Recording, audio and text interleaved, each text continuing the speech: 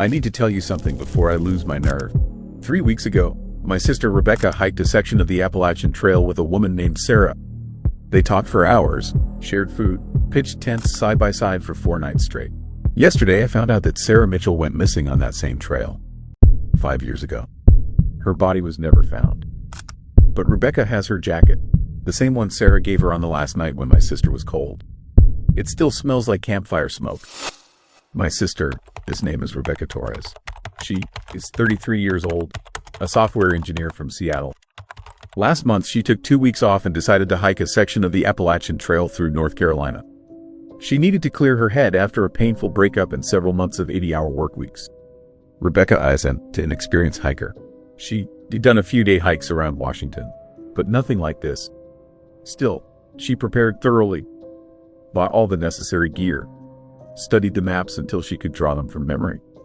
She thought she was ready. She started at Fontana Dam on a Monday morning in late October. The weather forecast was perfect. Cool, clear days with no rain. The leaves were at peak fall color. The trail moderately busy with other hikers enjoying the autumn season. Rebecca felt good, confident, ready for solitude and self-reflection. The first 2 days went exactly according to plan. She was doing about 10 miles each day, which felt quite manageable to her. She met other hikers at campsites, exchanged pleasantries, but mostly avoided unnecessary conversation. That's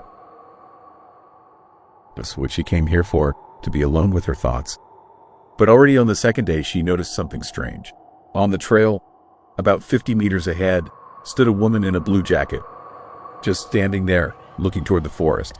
Rebecca thought about saying hello, but when she blinked, the woman was gone. Probably just fatigue, she thought then. On the third day, everything changed. Rebecca had gone about 5 miles when she heard footsteps behind her on the trail. Fast, confident, approaching. She stepped aside to let them pass. That was the trail rule, and that is when she saw her for the first time. The woman was in her early 30s, maybe a year or two younger than Rebecca herself. Athletic build, dark hair pulled back in a ponytail, a faded blue rain jacket, and a worn backpack. What immediately struck Rebecca was her smile. Genuine, warm, the kind that makes you smile back. "Beautiful morning, ISN, Tit?" she said, slowing her pace. "Really beautiful," Rebecca replied. "I am Sarah," the woman said, extending her hand. "Sarah Mitchell, Rebecca. Nice to meet you." They stood for a moment in that slightly awkward pause when both decide whether this will be just a passing greeting or the beginning of a conversation. Sarah made the decision for both of them. "Where are you heading today?" she asked. Rebecca told her about her planned campsite at Siler's Bald, about 8 miles ahead. Sarah's face lit up. "No way. I'm going there too. Mind if I walk with you? I could use the company." Rebecca hesitated for a moment. She came here for solitude, but there was something infectious about this woman, this energy. And honestly, after 2 days of almost complete silence, conversation sounded appealing. Though something inside, some instinct, whispered to her, "Careful." But Rebecca brushed off that feeling. "Sure," she said. "I'd be glad." They walked together, and within minutes it seemed like they'd known each other for years. Sarah was easy to talk to. She was funny, with such self-deprecating humor that Rebecca laughed out loud right on the trail. Sarah told her she was a photographer from Asheville, that she came here several times a year to photograph the changing seasons. "There's something special about these mountains," she said, looking around at the forest surrounding them. "They ancient. You can feel it, like they keeping secrets." Rebecca thought that was poetically said. They walked together all day, stopping for lunch at a scenic overlook with a view of layer upon layer of bluish mountains extending to the horizon. Sarah shared her trail mix when Rebecca realized she'd forgotten hers at the last rest stop. They talked about everything: work, families, failed relationships, dreams they'd given up on and those they still held on to. By the time they reached Siler's Ball that evening, Rebecca felt like she'd found a real friend. They pitched tents side by side, cooked dinner on portable stoves, and sat watching the sunset paint the sky in orange and purple hues. "I'm glad I met you today," Sarah said as the light faded. "Sometimes you meet people at exactly the right moment. You know." Rebecca understood. She felt the same way. They fell into a rhythm over the next 2 days, breaking camp around the same time each morning, walking together all day, pitching tents side by side at night. Other hikers passed by them, and they exchanged greetings. But Sarah and Rebecca were in their own bubble of conversation and companionship. But little things started to bother my sister. Small things she couldn't quite pinpoint. Like how other hikers seemed to never acknowledge Sarah directly. They did nod at Rebecca, greet her, but their eyes would slide past Sarah. Rebecca told herself people were just tired, focused on their hikes, not paying attention. Or how Sarah never seemed to be hungry or thirsty. Rebecca would stop to drink water, and Sarah would patiently wait, but my sister never once saw her drink from her bottle. When Rebecca offered to share food, Sarah always said she'd just eaten. And her stories, they were vivid, detailed, but they had a quality Rebecca couldn't define.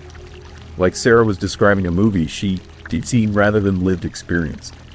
But her emotions when telling them seemed real, so Rebecca pushed away the uneasy feeling. On the fourth day together, they were crossing a particularly rocky section of trail when Rebecca slipped.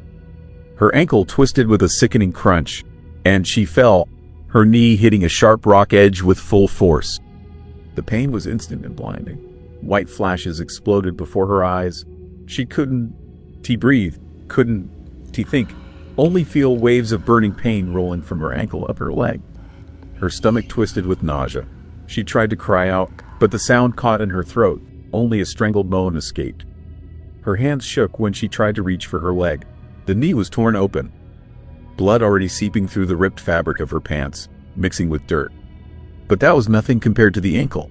Even the slightest movement sent a new wave of piercing pain through her whole body. She clenched her teeth so hard her jaw ached, trying not to scream. Sarah was beside her instantly. "Are you okay? Let me see."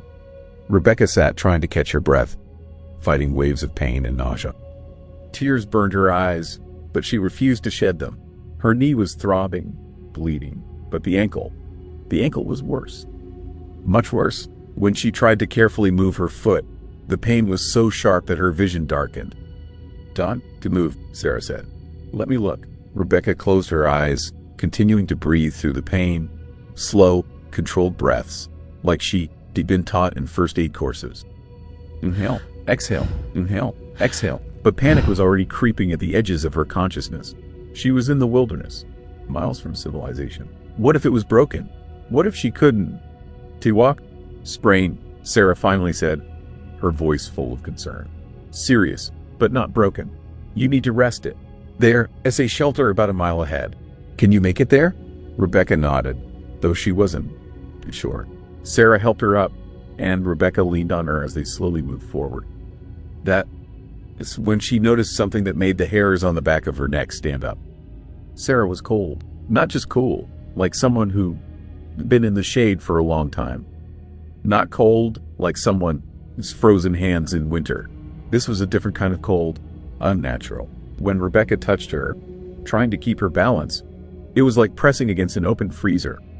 Cold that penetrated through the fabric of the jacket, through skin, seemed to reach the very bones. But worst of all was that this cold didn't dissipate. Usually when you touch something cold, after a few seconds it starts to warm from your heat. But Sarah remained icy, like there was no warmth inside her that could transfer. Like her body was an empty shell filled with winter air. Goosebumps ran down Rebecca's back, and it wasn't from the pain in her leg. Something primal inside her, some ancient survival instinct, screamed, "Run!" But she couldn't run. She could barely walk. She tried to pull away slightly, her breathing uneven, not just from pain. Sarah seemed to sense it. "Sorry," she said, and in her voice was that same sad note Rebecca was beginning to recognize. "Poor circulation. My hands are always cold." The explanation was reasonable, logical. Plenty of people suffer from poor circulation, but it didn't explain the depth of cold that Rebecca felt. It didn't explain why every cell in her body was screaming that something here was fundamentally wrong. It didn't explain why touching Sarah felt like touching something that had never been alive, or something that had stopped being alive a long time ago. They reached the shelter, and Rebecca spent the rest of the day resting with her ankle elevated, cooling it with cold water from a nearby stream. Sarah kept her company, telling stories, making her laugh despite the throbbing pain. When evening came and other hikers arrived at the shelter, Rebecca watched how they interacted with Sarah. More precisely, how they didn't interact. A young couple settled on the other side of the shelter, And when Rebecca mentioned that she and Sarah were hiking together, they looked puzzled. "Just you? You mean?" the girl said. "No, both of us," Rebecca insisted, pointing to where Sarah was sitting about 10 feet away. "Sarah and me." The couple exchanged glances. That look people give each other when they think someone might be losing their mind. "Okay," the guy said slowly. "Well, hope your ankle gets better." After that, they moved their sleeping bags to the far end of the shelter. That night, Rebecca couldn't sleep. The ankle was throbbing, yes, but more than that, something was wrong. She lay in her sleeping bag, staring at the shelter ceiling, listening to the sounds of the forest and the breathing of other hikers. Sarah was in her sleeping bag about 6 feet away, lying completely still. Too still. Rebecca realized she hadn't heard her breathing at all. She told herself she was being ridiculous. The adrenaline from the fall was probably still in her system. The painkiller she'd taken was causing paranoia. She needed to sleep, but she kept watching Sarah in the dim light coming through the shelter openings. She moved. Not once. No shifting position, no adjusting the sleeping bag, no restless movements of someone trying to get comfortable. She lay there like a statue. Finally, around 2 a.m, Rebecca drifted into a restless sleep. She woke at dawn to find Sarah already up, her sleeping bag neatly rolled, gear packed. Sarah smiled seeing Rebecca stir. "How is the ankle?" she asked. Rebecca carefully checked. Still hurt, but the swelling had gone down significantly. "Better. Think I can walk on it if I go slowly." This good? We need to move. The weather is changing." Rebecca looked at the sky. It was clear, exactly as the forecast predicted. Changing how? Sarah was silent for a moment, her gaze fixed somewhere in the distance, through the trees. When she spoke, her voice was quiet, almost detached. "I was here once when a storm came out of nowhere. October, like now. The sky was clear, and 10 minutes later I couldn't see my own hands in front of my face. Fog rolled in so fast, so thick." She fell silent, and Rebecca saw something flash in her eyes. Fear. Real. Primal fear. "I got lost in that fog," Sarah continued quietly. "Just a few feet from the trail, but I couldn't find it." Sounds became strange, distorted. "I heard footsteps around me, but when I called out, no one answered. For hours I wandered in that white nothing, until..." She stopped abruptly, shaking her head as if pushing away the memory. "Until what?" Rebecca whispered, feeling a chill run down her spine. "Until the fog cleared," Sarah said, but there was something unsaid in her voice. "Trust me, Rebecca. When these mountains decide to change the weather, they don't ask meteorologists for permission. We need to move, now." They packed up and started walking. Rebecca's ankle held up better than expected, though they had to move slower. Sarah adjusted to her pace without complaint. Other hikers passed them during the morning. Each time Rebecca watched their reaction to Sarah, and each time the same thing happened. They made eye contact with Rebecca, greeted her, but their eyes slid past Sarah as if she wasn't there. "Sarah," Rebecca said during one of the breaks, "have you noticed that people seem to... not see you?" Sarah was silent for a long time. When she spoke, her voice was quiet, almost sad. "People see what they want to see, Rebecca, or what they're ready for." "What does that mean?" But Sarah changed the subject, pointing to a deer moving through the trees below the trail, and the moment passed. By noon, the sky really did begin to change. Clouds rolled in, thick and gray, and the temperature dropped noticeably. Sarah was right about the weather, despite what all the forecasts said. "We need to find shelter," she said, scanning the darkening sky. "There, I said lean-to about 2 miles ahead. We need to try to get there before the rain starts." Rebecca looked at her. "How do you know about the lean-to so precisely?" "I hiked this route many times," Sarah answered simply. They picked up the pace, Rebecca's ankle protesting but holding. The first drops began to fall just as the lean-to came into view in the distance. They hurried the last 100 yards and got inside just as the sky opened up. Rain poured down in sheets. Thunder rolled across the mountains. They were alone in the lean-to.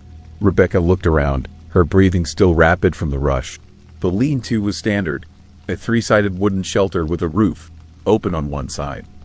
Enough space for 5 or 6 people with gear. Places like this usually always had someone, especially when a storm was approaching. But besides the two of them, no one. Strange, Rebecca muttered, taking off her backpack. We saw at least 10 people on the trail today. Where did they all go? Sarah didn't answer right away. She stood by the open side, looking at the rain, and in the dim light, Rebecca noticed that transparency again. Like Sarah wasn't quite here. Like she was slightly out of focus while everything else was sharp and clear. Maybe they knew about other shelters, Sarah finally said, or kept going while they could. But something about that explanation felt wrong. Rebecca remembered the couples and groups they'd passed or who had passed them. At their speed, especially with her injured ankle, they should have been the last ones to arrive here. Where was everyone else? And another thing, how did Sarah know about this lean-to? She mentioned it so confidently, so specifically, about 2 miles ahead. Not there should be shelter somewhere nearby, but exact knowledge. Like she hiked this route hundreds of times.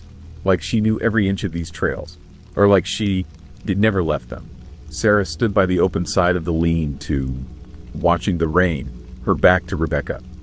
That is when Rebecca noticed something that made her heart skip a beat. She could see through her. Just a little, like looking through frosted glass. The rain and trees behind her were visible, as if she was becoming transparent. Rebecca blinked hard, rubbed her eyes. When she looked again, Sarah was solid, normal. She was probably more tired than she thought. Rebecca, Sarah said, still not turning around. I need to tell you something. Rebecca's mouth went dry. What? Sarah turned to face her, and in that moment, Rebecca saw something in her eyes. A depth of sadness that seemed impossible for one person. I died on this trail 5 years ago. The words hung in the air between them. The rational part of Rebecca's brain immediately rejected them. This was absurd. Sarah was standing right there. Rebecca had touched her, talked to her for days. She helped her when she fell. She was real. That was not funny, Rebecca said. I'm not joking. Sarah sat down across from her, and now that Rebecca was looking for it, she could see that Sarah didn't quite settle onto the wooden floor the way a real person would. She hovered just slightly above the surface. My name is Sarah Mitchell. I was 31 years old. I came to this trail in October 5 years ago to photograph the fall colors, and I never made it home. Rebecca wanted to stand up, run away, but the injured ankle and the storm outside kept her trapped. You, real. I talked to you, other people, but she stopped because they didn't. He talked to her. Did they? Not really. You needed someone, Sarah said gently. You were so lonely. Rebecca, so hurt. And I've been here so long, waiting, walking this trail again and again. Most people can see me, but you saw me. You needed a friend, and I needed to feel real again, even for just a few days. What happened to you? Rebecca whispered. Sarah looked at the rain. I got lost. Sounds stupid, right? An experienced hiker got lost on a well-marked trail. But that is exactly what sometimes happens in these mountains. Fog rolled in, thick and disorienting. I followed what I thought was the trail, but it was actually an animal trail. By the time I realized my mistake, I couldn't find my way back. I tried to survive. I really tried. I had gear, training, but it got so cold. And I was alone. On the 5th day, I sat down to rest, just for a minute. I told myself I could get up and keep trying, but I didn't get up. Tears streamed down Rebecca's face. I'm so sorry. I'm so sorry. It's not your fault. It's no one's fault. These things happen. But the strange thing is I didn't leave. My body is still out there somewhere, but I'm still here. Walking the trail I love, watching the seasons change, waiting. I thought, you know what I'm waiting for? Why can I see you? Because you needed it, and because maybe I needed you to see me. To remember that I was real, that I existed, that my life mattered, even if it ended too soon. They sat in silence while the storm raged around them. Thunder echoed across the mountains, as if the earth itself was mourning. The other hikers, Rebecca said, the ones who passed us, they really didn't see you, did they? No, most people can. Their minds want to accept it, but you've always been open to things others reject. You felt it in your bones that something was different, but you chose connection over fear. That's rare. What happens now? Sarah smiled, and for the first time it reached her eyes. Now you finish your hike. You go home. You live your life. And maybe when you think of me, I'll remember that friendship can exist in unexpected places. Even here, between someone still alive and someone who forgot how to let go. I don't want you to be alone, Rebecca said. I'm not alone anymore. You gave me that. These 4 days with you, they reminded me what it's like to matter to someone. That is enough. The rain eventually stopped. The clouds parted, revealing a sky washed clean, and stars beginning to appear in the deepening blue. Sarah stood up, and Rebecca noticed she was fading. Not quickly, but gradually, like morning mist burning off in the sun. Wait, Rebecca said, and her voice trembled. Please, not now, not like this. I have to. You know that. There was a crack in Sarah's voice too, barely noticeable, but Rebecca heard it. The pain of hundreds of lonely days, compressed into 2 words. But before I go, she reached for her backpack, or the ghost of her backpack, and pulled out the blue rain jacket. The same one Rebecca had noticed on the first day of their meeting. Sarah's hands trembled as she held it out, and Rebecca understood this cost her something. The last physical reminder of who she was. Take this when you be cold, or scared, or lonely. Put it on and remember, you be stronger than you think. You don't need someone else to be whole. Her voice broke on the last words. I'm so glad I let you in. Rebecca took the jacket with shaking hands. It felt real in her hands, solid and slightly damp from the rain. It smelled like campfire smoke and pine trees. Smelled like life. How is this possible? Rebecca whispered, pressing the jacket to her chest. How can you give me something real? Because it mattered to me. The things we loved, the things we hold on to, they were the last parts of us to disappear. This jacket kept me warm on my last night. Sarah paused, and for a moment Rebecca saw tears on her face. Or maybe it was rain. Maybe ghosts can cry. Maybe it can keep you warm too. Maybe part of me will be with you when you return to the world I left. She was almost transparent now, barely visible against the darkening forest. Light passed through her like through a cloud. Sarah, Rebecca jumped to her feet. Her voice broke, words coming in bursts between sobs. Thank you. Thank you for every laugh, for every story, for being there when I was hurt, for reminding me what it's like to have a friend. I'll never forget you. Sarah smiled through tears. Thank you, Rebecca, for seeing me. Her voice trailed off. She was almost completely gone. I'll remember you, Rebecca shouted into the emptiness where Sarah stood. I'll tell everyone about you. About the real you. Not about the missing hiker, but about the woman who loved these mountains. Who was kind, funny, brave. I promise. For a moment, just a fraction of a second, Sarah became visible again. Whole, almost alive. Her smile lit up the entire lean-to. I know, she whispered. That's why I could let go. And then she was gone. Not dramatically, no sound or flash of light. She simply wasn't there anymore. But something remained in the air. Warmth, peace, a sense of completion. The lean-to seemed emptier somehow, quieter, despite the fact that she never made much noise.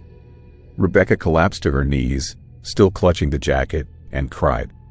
She cried for the woman she'd known for 4 days and would remember for the rest of her life. She cried for the friendship that should never have happened but changed her forever. Rebecca finished her hike the next day. Her ankle held up, and she made it to the end of the section she planned. When she got back to her car, she immediately started searching for information. Sarah Mitchell went missing in October 2020. Last seen near Seiler's Bald. Extensive search conducted. Body not found. Case remains open. She found her photo in a news article about her disappearance. It was her, exactly as Rebecca had seen her. The same warm smile, the same blue jacket, the same kind eyes. Rebecca contacted the ranger station and told them where she and Sarah had hiked together, the route they'd taken. They sent search teams to the areas she described. 3 weeks later, they found her. She was about half a mile from the trail, down a steep slope, hidden by dense vegetation. Exactly where she told Rebecca she got lost. They were finally able to close the case. Her family finally got closure. Finally got to bury her. Rebecca still keeps that jacket. She sometimes wears it when she needs to feel brave. And she has returned to the Appalachian Trail twice since then. Each time she looks for her, hoping maybe to see her one more time. Hoping Sarah found the peace she was searching for. But she's never seen her again. The trail is beautiful and terrible in equal measure. It takes lives and gives meaning. It keeps secrets in its ancient bones. And sometimes, if you reopen to it, If you were willing to see beyond what logic tells you is possible, it gives you exactly what you need. Even if that gift comes from someone who wasn't there for 5 years. Rebecca learned something important from Sarah Mitchell. Loneliness isn't about being alone. It is about being invisible. Sarah taught her that connection matters, even in impossible circumstances. That compassion and friendship can cross boundaries we consider absolute.